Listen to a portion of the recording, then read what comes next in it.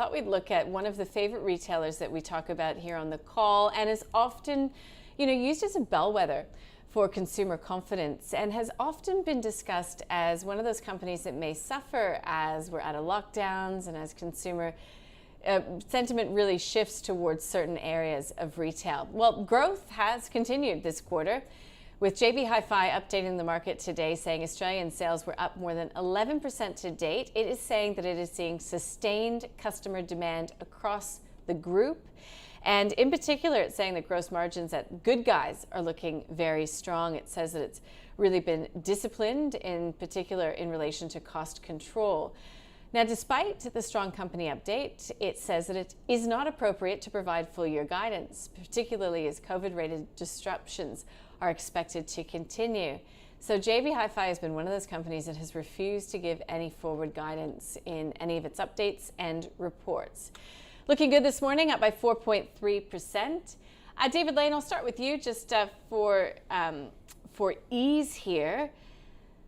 Basically, those quarterly sales are coming in ahead of earnings. So this is momentum continuing at a pace that many in the market had not expected. How about you? That's right, and we found in their half-yearly result that their sales expectation or their sales result was actually higher than what we had anticipated. Our analysts have been anticipating that there will be a bit of a slowdown in their sales. The announcement today showed that JB Hi-Fi is continuing to do well, as you said.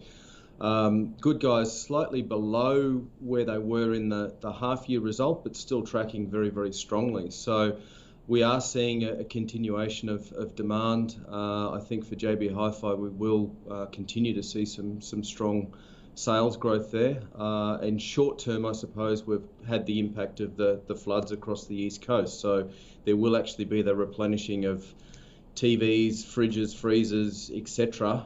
So that plays into both JB Hi-Fi and Good Guys as well. So continuation of a good story. It's a stock that we like. We've currently got a buy recommendation on it. It's got a good dividend yield of 7.2%, fully franked. And they are currently going through a buyback, which is the reason that they made that announcement today, to keep the market updated. So an opportunity there for investors who are in pension phase, perhaps, or in a self-managed fund to look at the buyback as well. Okay, so that all sounds very positive. A buy recommendation coming from David Lane at Minnett. So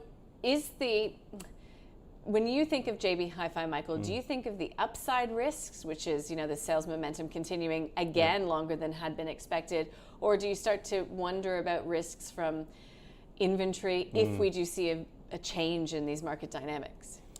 Yeah, obviously there are those downside risks. I'm more on the side of just being a bit too cautious on this one at the moment. I just think there are too many downside risks at the moment for me to be buying it. I mean, you mentioned the inventory story. I mean, I put an order to buy something at Good Guys back in December, and I still don't have it yet. So there are those. So there's those issues there, the inventory issues. Inflationary concerns. Maybe down the track, they might find it difficult to pass on some of the increased costs. And there's also a risk that maybe economies do slip into recession at the end of the year. So, I'm not predicting that would happen, but I just feel as though there are just too many risks there at the moment.